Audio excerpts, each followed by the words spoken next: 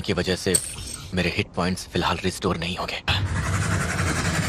अगर आज मैं बच गया तो मेरी मुलाकात उससे दोबारा जरूर होगी, और इस लड़ाई के दौरान मैं जिस भी दर्द से गुजरूंगा ये दर्द मुझे और भी ताकतवर बनाएगा। लेवल बढ़ाकर रिकवर होना सच में काफी आरामदायक है। ये इन कवच पहने दानवों को 25% ज्यादा घायल कर सकता है। ठीक है, अब बस ये बचा है। अब बाकी सब मेरी किस्मत तय करेगी। हालांकि कुछ ही घंटे हुए हैं, पर तुम लोगों की गिनती काफी बढ़ गई है। जेजू आइलैंड की सिक्योरिटी पैरामीटर के स्पेस में पहुंचने वाले हैं। कमांडर चोई, मुझे पानी में माना क्रिस्टल्स दिख रहे हैं। ये खूनी खंजर तो काम का निकला। बिना हथियार लड़ने से काफी अच्छा है। और यहाँ ये जादूगर आखिर क्या कर रहे हैं? ये सैनिक ही इनके हथियार हैं जो इनके बुलाने पर यहाँ आए हैं। असली निशाना ये जादूगर होंगे।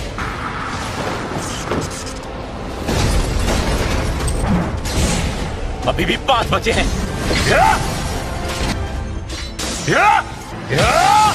और सिर्फ 3 बचे हैं। दानव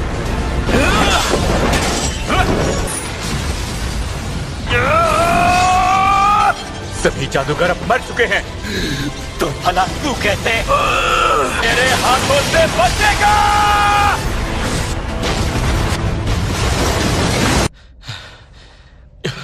लगता तो यही है कि मुझे मिले पॉइंट्स के साथ मैं एडवांस क्लास में स्विच कर सकता हूँ। इस मिशन में किए गए मेरे काम को देखते हुए मुझे एक क्लास दी जा रही है।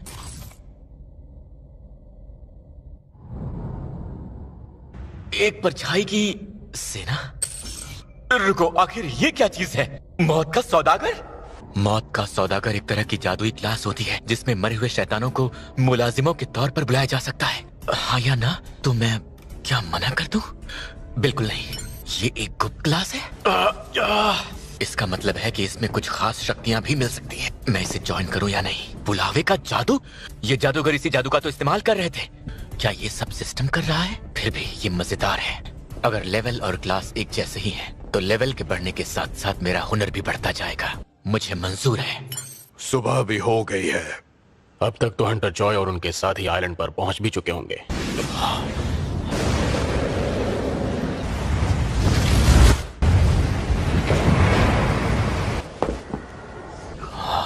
परछाई का राजा? तो क्या मेरा ये मिशन अब पूरा हुआ? मुझे कुछ कराने की आवाजें आ रही हैं। परछाई को निकालना, इसका हुक्म देने के लिए एक शब्द बताना है। जागो।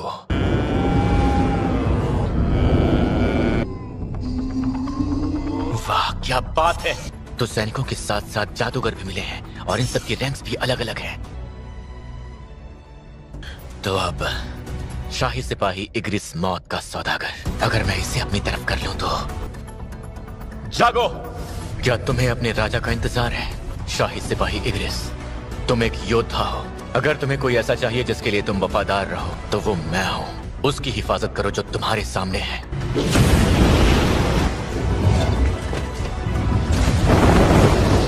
कोई है ऐसा जो हमारी सारी उम्मीदों पर पानी फेर सकता है?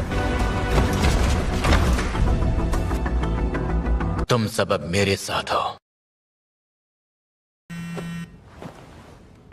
हेलो। जरा उठकर घड़ी में देखो टाइम क्या हुआ है। तुम्हें याद तो है ना? पक्का ही तुम ही हो ना जिन्वू? क्या हुआ? तुम्हारी कोई गर्लफ्रेंड नहीं है ना? कहो तो मेरी किसी फ्रेंड से बात चलाओ। ज्यादा उड़ो मत समझे। उसका मॉक एग्जाम का रिजल्ट भी बहुत अच्छा आया है ना, कि पावर जाग गई। तो क्या आप अपनी तरह उसे भी एक हंटर बनाना चाहेंगे? कभी नहीं। क्या तुम जीना के भाई हो? मुझे कोई आइडिया नहीं हमारी टीचर ने तुमसे क्या कहा। तुम एक ई रैंक हंटर हो, इस तरह तुम पैसे नहीं कमा पाओगी। अगर तुम यहाँ लेक्चर देने आए हो तो वापस चले जाओ। चलो मेरे साथ। तुम्हें लगता है कबाड़ सी जगह मेरा घर है? तो आप यहाँ कब तक रहने वाले? कहीं आप उन दोनों को ढूंढने के इरादे से तो अपने वतन वापस नहीं आए? जब जवाब पता है तो सवाल क्यों पूछा? और उम्मीद करता हूँ तुम मुझे रोकने की बेवकूफी नहीं करोगे। तो इनके पंख भी थे। ये दानव अब उड़ने के काबिल हो गए हैं। हाँ, काफी वक्त बीत गया। मुझे तो लगा था हम फिर कभी मिल ही नहीं पाएंगे मिस्टर संग। वैसे आपकी टाइमिंग कमाल की है। और कितनी देर बातें करने का इरादा है? ये है किम चुल, एक ए रैंक हंटर। ये तो हद है। कहाँ मैं इन ई रैंक्स वालों के साथ फंस गया। सब चलने के लिए तैयार? बार बार कहने की जरूरत नहीं।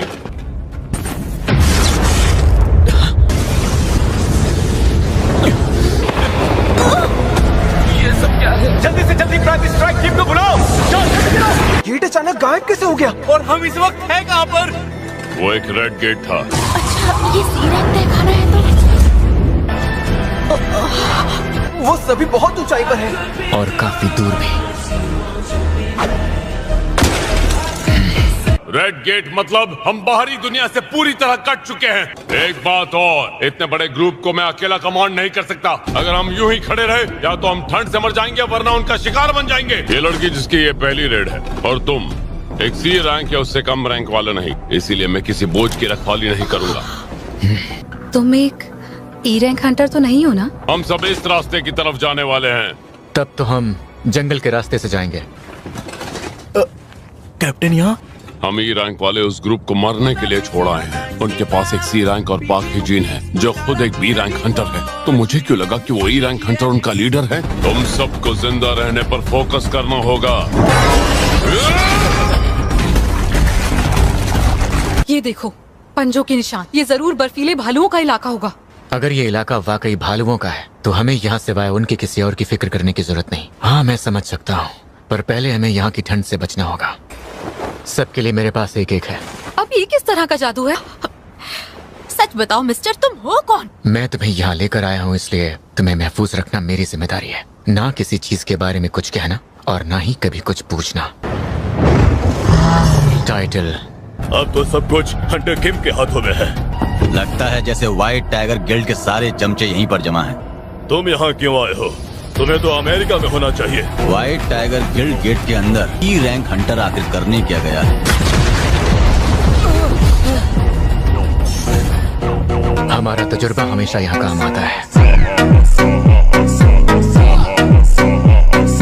देखा जाए तो हम पर हमले होने काफी हद तक बंद हो गए हैं। क्या इसका मतलब ये है कि हंटर संघ ने यहाँ के सभी भालुओं को मार दिया है? ये मुकाबला बराबरी का लगता है।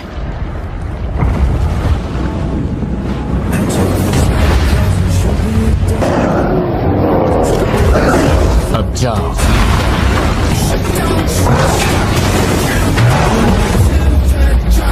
बार बार जिंदा होने वाले सिपाही, ये तो मेरी उम्मीद से भी बेहतर निकले।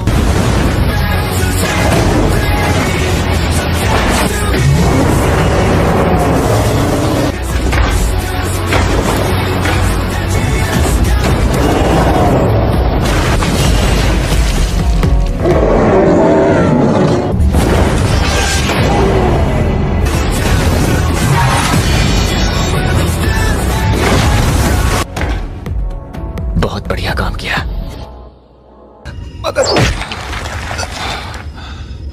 ऐसा बिल्कुल नहीं हो सकता।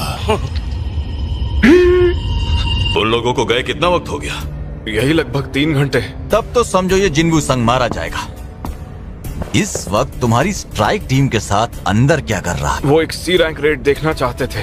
तू क्या मुझे बेवकूफ समझता है? अपना हाथ उसके गले से हटाओ।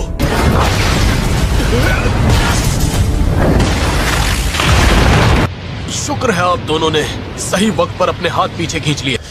वो जिन्वू एक ई रैंक हंटर ही है, मेरा यकीन कीजिए। वही तुम लोगों की घिसी पिटी झूठी कहानियां। हंटर वोंग, शर्मानी चाहिए इन्हें। ये कीड़े आखिर जिंदा कैसे हैं? वहाँ मेरी पूरी की पूरी स्ट्राइक टीम सिर्फ इसलिए मारी गई क्योंकि उनके पास हथियार और जरूरी सामान नहीं था।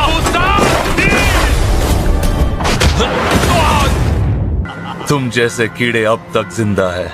क्या कहा तुमने? जो बहुत ताकतवर है, इसलिए ये अपनी ताकत आजमाने आया है। अब आएगा असली मजा। तेरे पीछे खड़े लोगों को मेरे हवाले कर। बिल्कुल भी नहीं। तू अकेला है जबकि मेरे साथ मेरी पूरी सेना है। तू मुझे बोर कर रहा है।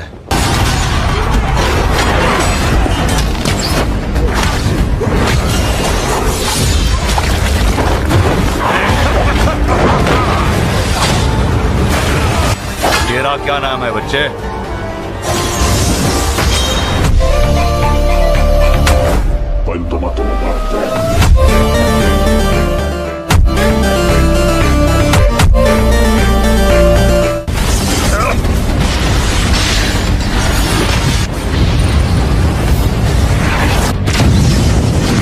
बस इतना ही दम था क्या तेरे